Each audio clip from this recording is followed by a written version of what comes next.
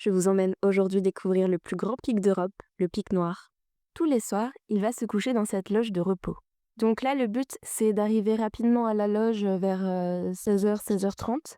On monte l'affût et vers 17h30, 18h, le pic noir, il devrait arriver.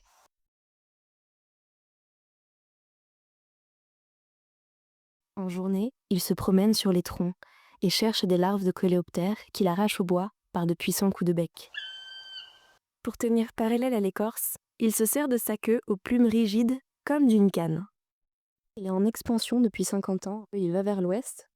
Donc ça fait partie des espèces qui me redonnent un peu le moral dans ce monde où on est accablé par tant de disparitions animales et de destruction de milieux.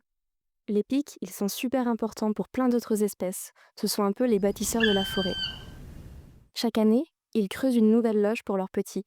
Et les vieilles loges abandonnées sont vite récupérées par les mésanges, les citelles, les étourneaux, ou encore la magnifique chouette de Tegmalm qui n'est pas encore arrivée chez moi.